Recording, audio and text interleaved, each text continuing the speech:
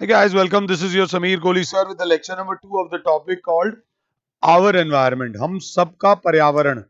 इसमें आज हम जो पढ़ेंगे that is called food chain.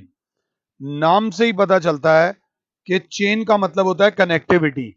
मैं आपसे जुड़ा हूं, आप मेरे बारे में किसी और को बताएंगे और वो किसी और को बताएगा, तो मैं और वो चौथा बंदा आपस में जुड़ जाएंगे in a term called sequence called chain. तो आप उसे बोलोगे मैंने तेरे को उनके बारे में बताया था, तूने उनको उनके बारे में बताया था. That is called chain. The food can be transferred from one organism to another organism through food chain. The food can be transferred from one organism to another through food chain. बच्चा कह रहा है what is food chain, हमें समझा तो दो. मैंने कहा अब भी समझाता हूं, अब भी. मैंने कहा कहीं पे ग्रास पड़ी हुई है. ग्रास. ग्रास को खाया डियर ने. डियर ने खाया ग्रास को. ऐसा है या नहीं? क्यों खाया? क्योंकि डियर को उस ग्रास से अपना फूड मिल रहा है. ठीक है जी, जय माता दी. अब उस डियर को खाया लायन ने. खाया या नहीं खाया? जी हाँ, बिल्कुल. इस सीक्वेंस को बोलते हैं फूड चेन. इस सीक्वेंस को क्या बोलते हैं? Food chain. तो एक अच्छा बच्चा बोलेगा ये जो ग्रास है इसने अपना खाना कहां से बनाया? इसने अपना खाना खुद बनाया. So it is a producer. Deer खाता ही घास है, तो प्रोड्यूसर से ये खाना गया हर्बीवोर के पास, हर्बीवोरस ऑर्गेनिज्म. और डियर को खाया लायन ने, तो लायन से खाना गया कार्निवोर के पास. ऐसे ही बैठे हुए थे, आराम से समझ रहे थे, बात समझ आ गई. The sequence of living organisms in a community in which one organism consume another organism to transfer food energy is called food chain. अब एक बार बुक वाली डेफिनेशन भी हम लोग लिख लेते हैं. तो ये डेफिनेशन है, the sequence of living organisms in a community in which one organism consumes another organism to consume its to get its food energy is called food chain. बेटा बुक की डेफिनेशन लिखना. इस चैप्टर में मैं बहुत ध्यान दे रहा हूं कि मैं आपको डेफिनेशन लिखवा सकूं. बोलने में तो आधे घंटे में ही चैप्टर खत्म हो जाता है, बट इसकी बारीकियां बड़ी मुश्किल होती हैं. अब एक बच्चा बोलेगा ग्रास को फूड एनर्जी दी डियर ने, डियर को एनर्जी दी लायन ने. क्या लायन से डियर एनर्जी ले सकता है? नहीं. किसी भी केस में लायन से डियर एनर्जी नहीं ले सकता. तो इसमें एक नोट करने वाला पॉइंट है, ध्यान से देख लेना. That a food chain represents, a food chain represents, ये वर्ड देख लेना, single directional, single directional transfer of energy. One way traffic है, इधर से इधर एनर्जी जाएगी, इधर से इधर एनर्जी नहीं जाएगी. तो ये वाला बात याद रख लेना. The study of food chain in an area और an habitat help us to in knowing the various interacting organisms. कौन किससे एनर्जी ले रहा है, कौन किसका नुकसान पहुंचा रहा है, कौन किसको फायदा दे रहा है. एक और फूड चेन बना देते हैं, ग्रास. ग्रास को खाया इंसेक्ट ने, इंसेक्ट को खाया फ्रॉग ने, फ्रॉग को खाया बर्ड ने, बर्ड लाइक ईगल ने. तो बच्चा बोलेगा ये आ गया प्रोड्यूसर. इंसेक्ट आ गया हर्बीवोर. इंसेक्ट को खाया किसने? फ्रॉग ने, कार्निवोर. और जो कार्निवोर को जो दूसरा कार्निवोर खाता है that is called top carnivore. ये पहले वाली फूड चेन में 3 ऑर्गेनिजम्स थे, इस वाली फूड चेन में 4 ऑर्गेनिज्म है. तो अभी देखते हैं, थोड़ा सा और पढ़ते हैं. बच्चे ने कहा एक दो फूड चेन और बता दो. मैंने बोला प्लांट्स. प्लांट्स को खाया वॉर्म्स ने, छोटे छोटे केचुए टाइप ने. वॉर्म्स को खाया बर्ड ने, और मौका पाते ही बर्ड को खा लिया कैट ने. तो ये प्रोड्यूसर ये हर्बीवोर, ये कार्निवोर और ये टॉप कार्निवोर। बच्चे ने कहा एक फूड चेन पानी वाली बता दो, तो पानी वाली फूड चेन ले लो, एल्गी, ALGAE, हरी हरी काई। एल्गी को खाया प्रोटोजोआ ने, प्रोटोजोआ को खाया स्मॉल फिश ने, और स्मॉल फिश को खाया बिग फिश ने। बार बार एक ही चीज नहीं, ये प्रोड्यूसर हो गया, ये हर्बीवोर हो गया, ये कार्निवोर हो गया, और जो कार्निवोर को जो खाता है that is called top carnivore. तो बच्चे ने कहा क्या जरूरी है सेम फूड चेन को फॉलो करें? नहीं। तो अब एक और चीज जो जंजाल बना रहा हूं वो देखो, मैंने बनाया प्लांट, प्लांट्स को खाया ग्रास हॉपर ने, ठीक है जी। ग्रास हॉपर को खाया फ्रॉग ने, फ्रॉग को खाया स्नेक ने, और स्नेक को खाया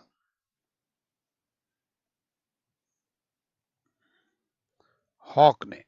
बाज, बाज नहीं आएगा।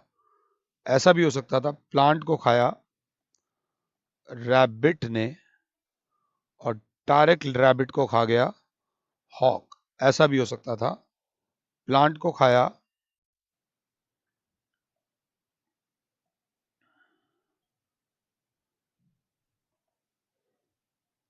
माइस ने, चूहे ने, चूहे को खा गया हॉक।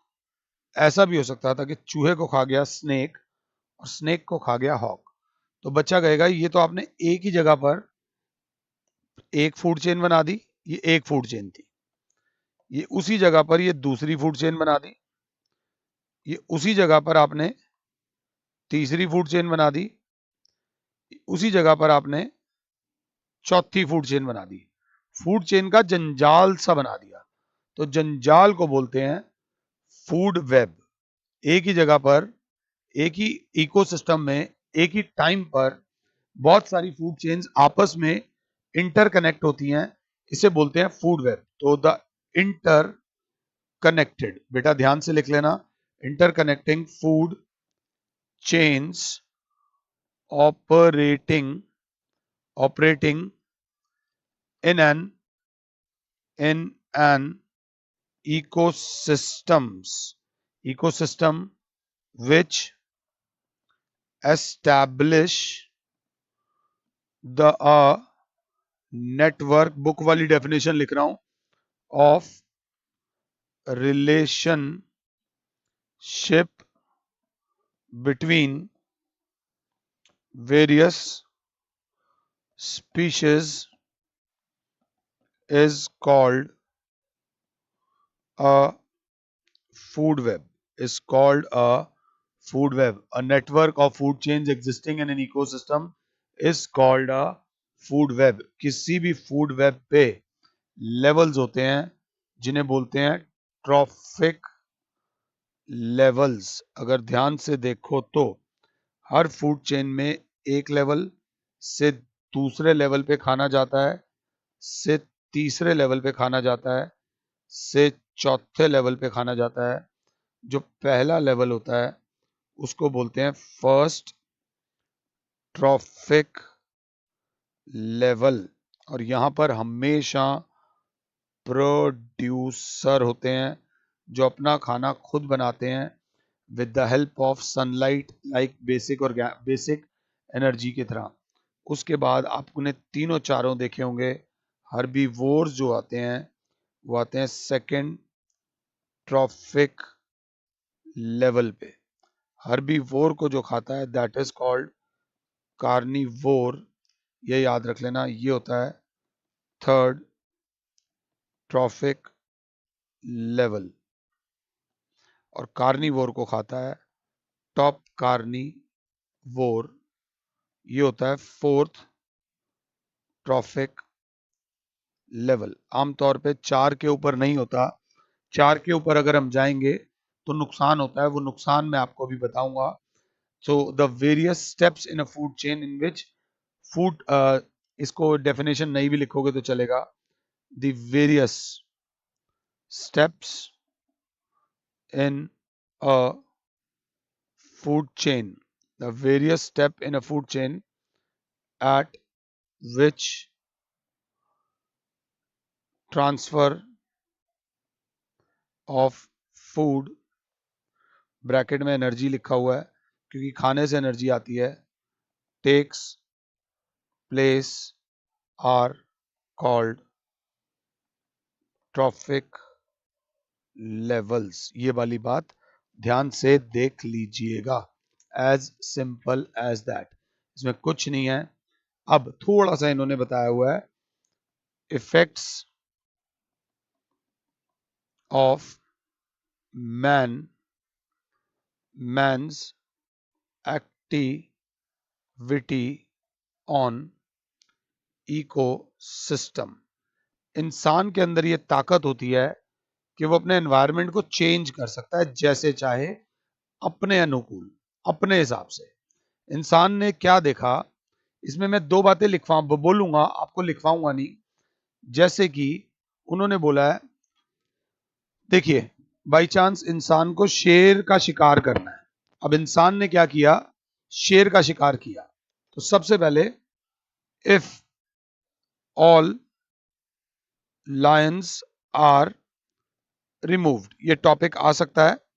जैसे ही शेर का शिकार किया, सारी बकरियां खुश हो गई कि अब उनको खाने वाला कोई नहीं है। सारे डियर खुश हो गए कि अब उनको खाने वाला कोई नहीं है। तो वो अपनी जिंदगी मस्ती में अब जीने लग गए। अब डियर और गोट को खाने वाला कोई नहीं है, तो उनकी पॉपुलेशन बढ़ती गई बढ़ती गई बढ़ती गई। बहुत अच्छी बात हो गई, एक शेर मरा, 10 बकरियां पैदा हो गई।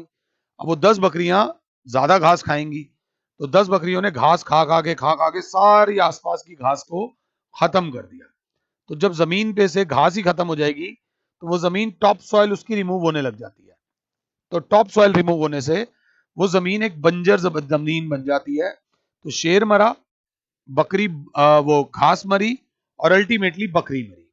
पूरा का पूरा फूड चेन खत्म हो गया, इकोसिस्टम का बैलेंस डिस्टर्ब हो गया। तो lions are as important as goat, and goat is as important as grass, and grass is as important as the other two. तो इकोसिस्टम का बैलेंस मेंटेन रहे, उसके लिए हमें उसके नेचुरल लेवल को खराब नहीं करना चाहिए। हाँ, अब यहां पर आ जाता है if all the deer are removed. अब all the deer are removed, अगर सारी बकरियां और डियर्स को मार दिया जाएगा, तो शेर घास तो खाएगा नहीं, शेर भी मर जाएगा। घास ही घास उगती जाएगी, उस घास का कोई फायदा नहीं होगा। ये बात याद रख लेना इस चीज को। और तीसरे में दे रखा है if all producers are removed. अगर सारी की सारी घास को ही खत्म कर दोगे, तो डियर खत्म हो जाएगा, डियर खत्म हो जाएगा, तो शेर खत्म हो जाएगा। The formation of Sahara desert is an example of ill effects of man activity on delicately in an ecosystem. ये याद रख लेना। तो इकोसिस्टम का बैलेंस खराब करता है इंसान, अपने लालच में आकर इकोसिस्टम को डिजर्व और डिस्ट्रॉय कर देता है। That is very very very very bad thing. अगला जो हम पढ़ेंगे, दैट इज कॉल्ड, जरा ध्यान से देख लेना, ये वाले में से बहुत ज्यादा पूछा जा सकता है, ये टॉपिक थोड़ा सा ज्यादा इंपॉर्टेंट है। वो कहते हैं that the sun provides energy for maintaining life on earth. तो बच्चा कहेगा सर ये बात कोई बहुत बड़ी नहीं है, ये बात हमें पता ही है, क्योंकि प्लांट्स को, जो प्लांट्स प्रोड्यूसर्स हैं, उनको जो एनर्जी मिलती है वो सनलाइट से ही मिलती है। सनलाइट से ही वो फोटोसिंथेसिस कर पाते हैं, और फोटोसिंथेसिस की वजह से ही वो अपना खाना बना पाते हैं। तब जाके वो अपना खाना बनाते हैं, तब जाके और ऑर्गेनिजम्स भी अपना खाना बना पाते हैं। ये बात बिल्कुल सही है। इसको हम एक फ्लो चार्ट डायग्राम से आपको अभी समझाते हैं। तो इस डायग्राम को जो हमने बनाया है, पहले एक बार आप आराम से बना लो, फिर उस डायग्राम को हम शेडिंग करेंगे। वो कहते हैं कि सबसे पहले सन से मिलती है सोलर एनर्जी और लाइट एनर्जी, जिससे प्रोड्यूसर्स अपना खाना बनाते हैं। प्रोड्यूसर को खाते हैं हर्बीवोर्स। अब हर्बीवोर्स जो ऑर्गेनिजम्स हैं, ग्रीन प्लांट्स, उनकी बॉडी से एनर्जी निकलती है। हर बंदे की बॉडी से हीट एनर्जी निकलती है, ये बात याद रख लेना। हम सब की बॉडी से कंटिन्यूअसली हीट एनर्जी निकलती है, जो कि एटमॉस्फेयर में चली जाती है, कभी भी नोट कर लेना, उसको बोलते हैं कम्युनिटी हीट। ये किसी के काम नहीं आती। This energy remains suspended in atmosphere. हाँ, अब हर्बीवोर को खाया कार्निवोर ने, तो कार्निवोर की बॉडी से भी लगातार हीट एनर्जी निकलती रहती है और वो कम्युनिटी को मिलती रहती है। और कार्निवोर को खाया टॉप कार्निवोर ने, उसकी बॉडी में से भी हीट एनर्जी निकलती रहती है जो एटमॉस्फेयर को मिलती रहती है। अब बाई चांस हर्बीवोर को अगर कार्निवोर ने नहीं खाया तो पेड़ पत्ते जब सूख जाते हैं, नीचे डीकम्पोजर्स सबका ध्यान रखते हैं। डीकम्पोजर्स आर द ऑर्गेनिजम्स कि अगर किसी ने नहीं खाया तो हम आपको खा लेंगे। उनकी बॉडी से भी हीट निकलती है जो कि एटमॉस्फेयर में चली जाती है। बहुत सारी एनर्जी हमारी बॉडी की अंडर यूटिलाइज्ड या अनयूटिलाइज्ड रह जाती है। ये बात याद रख लेना। Energy is not created in the ecosystem, energy is just converted from one form to the another. There is a continuous transfer of energy at one trophic level of an organisms to the next trophic level in a food chain. At each trophic level, some of the energy is utilized by the organisms for their metabolic activities like respiration and growth. थोड़ी बहुत energy अंदर काम आती है, ज्यादा energy, a part of energy at each trophic level is utilized in the utilized for the functioning of decomposers, and there is a loss of energy at each there is a loss of energy at each energy transfer in various trophic levels of organisms which goes into the environment and remains unutilized. ये थोड़ा सा ध्यान से देख लेना, ये बहुत important topic है। उसके बाद ये जो अगली लाइन है वो बहुत इंपॉर्टेंट है, मैं आपके साथ लिखूंगा। The flow of material, the flow of material in an ecosystem is cyclic। Cyclic का मतलब समझो, साइक्लिक का मतलब होता है ये ये और ये। मैंने तुझे दिया, तूने मुझे दिया, घूम फिर के वापस मेरे पास आ गया। प्लांट्स को खाया हर्बीवोर्स ने, हर्बीवोर्स को खाया कार्निवोर ने, कार्निवोर को खाया टॉप कार्निवोर ने, उनको खाया डीकम्पोजर्स ने। तो उसकी बॉडी में जितने भी न्यूट्रिएंट्स थे, मटेरियल थे, वापस नेचर में आ गए। अगर कार्निवोर को दोबारा डीकम्पोजर ने खाया, पीछे वाला डायग्राम बनाया, डीकम्पोजर्स का काम होता है न्यूट्रिएंट्स को वापस एटमॉस्फेयर को दे देना। हाँ, मगर एनर्जी जो प्लांट से एनर्जी हर्बीवोर को मिल रही है, वो एनर्जी हर्बीवोर से प्लांट को नहीं मिलती। तो इन्होंने एक लाइन लिखी है जिसको हम थोड़ा सा एक्सप्लेन करेंगे। The flow of material in an ecosystem is cyclic, but flow of energy is unidirectional. The flow of energy is in one direction only, and flow of material is from one organism to another organism. तो ये थोड़ा सा इसमें line क्या उन्होंने लिखी हुई है, the same material are use. देखो द मटेरियल वो सारा मैं ऑलरेडी आपको बता चुका हूं। After after the death of plant and animals, जो मैंने अभी आपको गंदा सा डायग्राम बना के बताया था, after the death of plants and animals, the materials like the materials like water, carbon, nitrogen present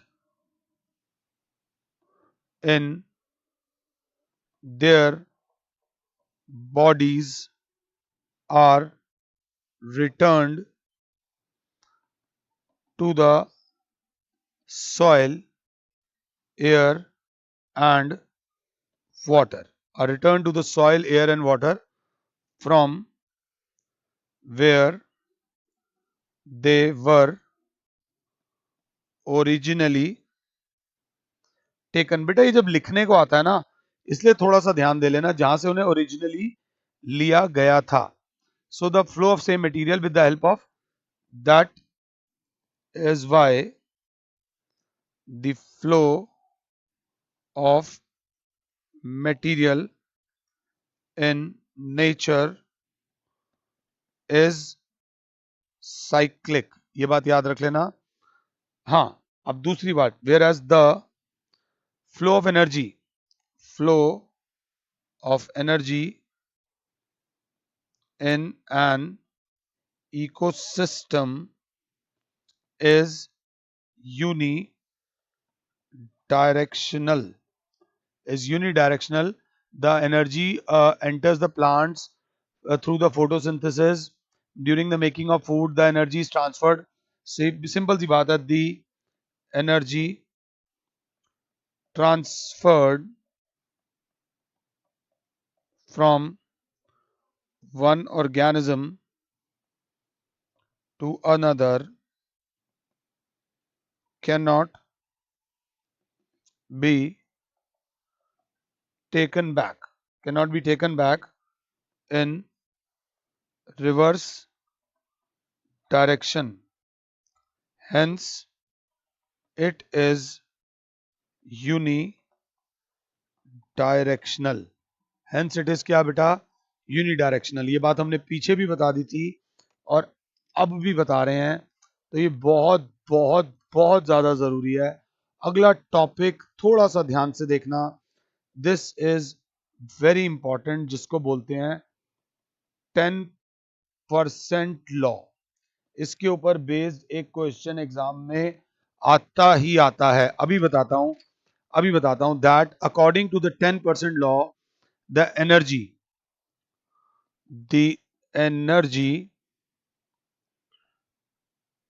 entering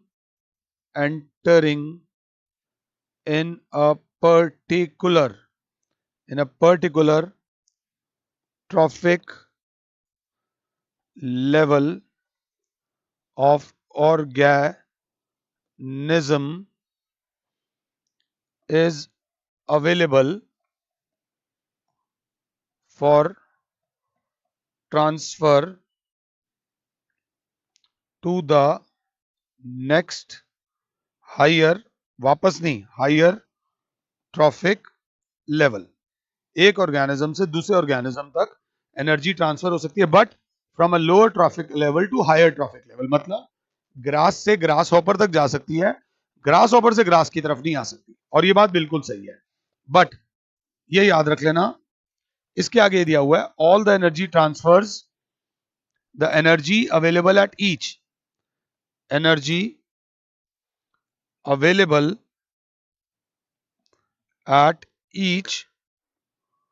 trophic level is 10% of the previous level.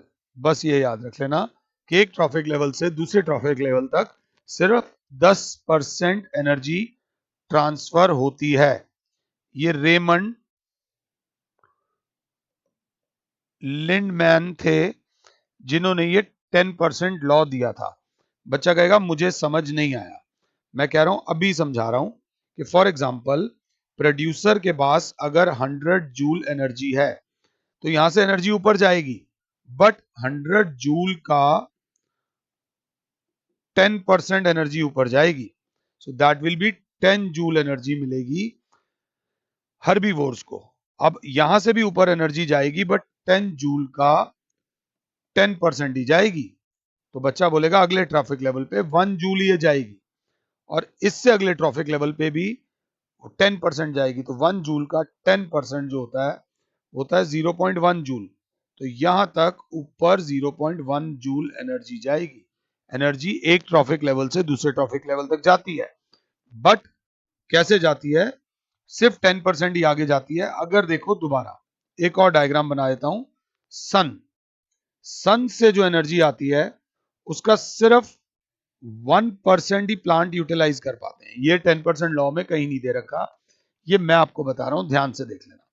अब 1% प्लांट्स यूज करते हैं, प्लांट्स जितनी एनर्जी लेते हैं उसका 10% एनर्जी आगे जाती है, उसकी 10% एनर्जी आगे जाती है, उसकी 10% एनर्जी आगे जाती है. ये याद रख लेना. और उसकी 10% एनर्जी आगे जाती है. 90% एनर्जी जो है वो एटमॉस्फेयर में लॉस्ट हो जाती है. इन द हीट, ये याद रख लेना। अगर बच्चा कहेगा इसका मतलब अगर ग्रास में 100 जूल थी तो इंसेक्ट के पास आई 10 जूल, फ्रॉग के पास आई 1 जूल और बर्ड के पास आई 0.1 जूल। बात समझ आ गई? सेम वैल्यूज लेकर अगर चारों में देखेंगे तो चौथे लेवल पे बच्चा कहेगा इससे बेटर तो ये है कि ग्रास पे थी 100 जूल्स, यहां पर आई 10 जूल्स और लाइन को मिली 1 जूल, उससे अगले वाले को तो और कम मिलेगी। तो फूड चेन में नंबर ऑफ ऑर्गेनिज्म ज्यादा होने से फायदा है या कम होने से फायदा है? तो ये याद रख लेना, फूड चेन जितनी छोटी होगी, फूड चेन जितनी छोटी होगी उतनी ही ज्यादा एनर्जी अवेलेबल होगी। The food chain is food chain generally consist of 3 or 4 steps, 3 or 4 steps, because energy available for the next organism will be so small that it will be insufficient to sustain life on earth. That is why